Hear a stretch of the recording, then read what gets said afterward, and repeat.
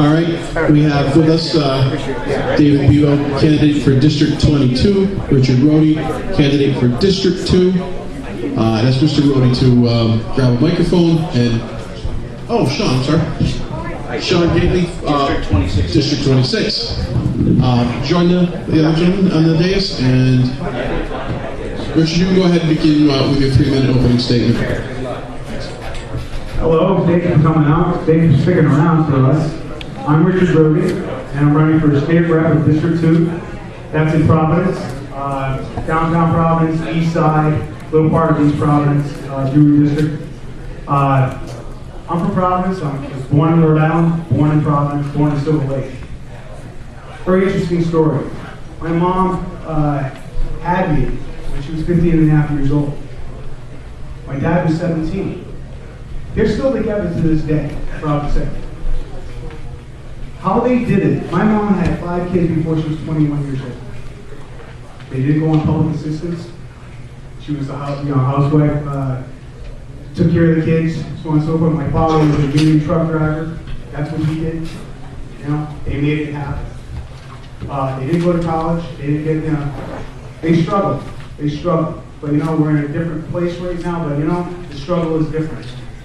I see that struggle as being a father with a child that goes to public schools.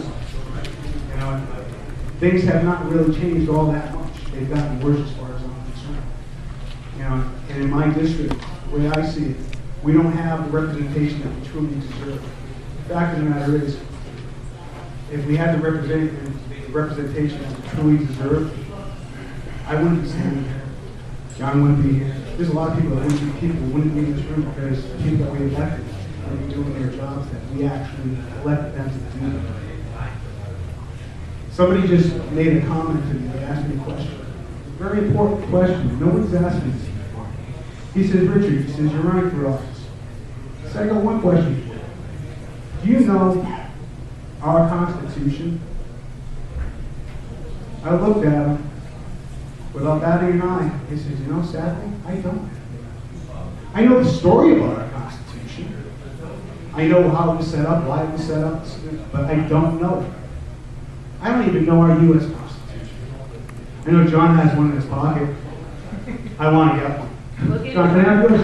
John has one in his pocket. They'll get them out to you. Yeah. The fact of the matter is, you know what? Tonight when I get home, first thing I'm going to do is get on my computer. I'm going to read our state constitution. Thank you very much. I have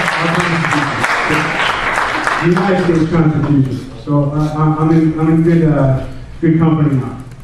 So anyway, the reason I'm running is very simple. I have a vested interest in our state. I have a vested interest in our community. My son, like I said, goes to a public school. I see our state just continuing to spiral and spiral out of control. We have public servants. We don't have kings and queens and princes. We have public servants. I want to be a public servant. I want to do the right thing.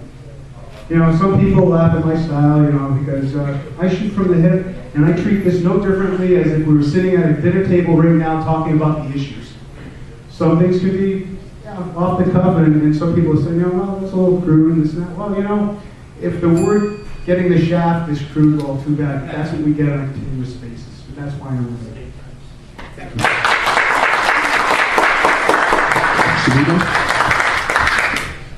My name is Dave Bevo. I'm running for Senate District 22, which is all Smithfield and part of North Smithfield.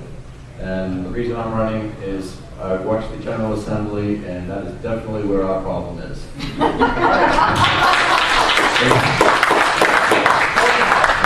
I used to say that the General Assembly spends money like a bunch of drunken sailors, but that's unfair to drunken sailors because they're spending their own money. Our representative, John Testoni, I watch his votes quite often, and he votes for everything that makes government bigger, more spending, more union jobs. He's there basically working for the union, not for us. There's 2 other union employees there. Chacon makes $171,000 a year. He works for a union. He's on the Senate Labor Committee.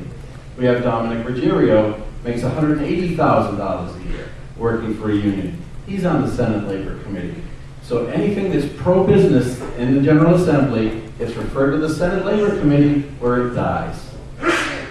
My representative, Mr. Tassoni, was given his own chairmanship of the Municipal Government Committee. So now the leadership has two committees in the Senate that they can refer bills to that they want denied. So that's basically the reason I'm running. In Rhode Island, the two biggest problems we have, municipal employee unions and the social welfare programs. Those are the two biggest budget items that we have to cut. You can start anywhere. You can cut everything. There isn't a single item in state government that couldn't be cut. We have a pension system that has to be privatized. It's unfunded right now to the tune of $6 billion. It has a liability of about $12 billion, and it's funded for about $6 billion. Now I know when you talk about, John's up here talking about trillions, and we're only talking about billions, but this is a state of only 1 million people. We can't afford it. Taxes are so high, people are going to Massachusetts to shop. That 7% sales tax was a temporary tax to pay for DEPCO. And we have Sheldon Whitehouse to thank for that. He was in charge of coming up with that to bail out DEPCO. And it was supposedly temporary. Of course, the federal income tax was temporary to pay for World War I also. The other issue is the social welfare programs. I'm a pharmacist. I've been a pharmacist for 33 years. There is so much fraud and abuse in the social welfare programs. I used to work at CVS in Woonsocket, and this is one story that I'll never forget. I had some woman come in. She wanted to get 6 months supply of her medicine. She had 6 or 8 medicines. She wanted to get 6 or 8 months supply. And I told her, the limit was you could get 1 month supply at a time.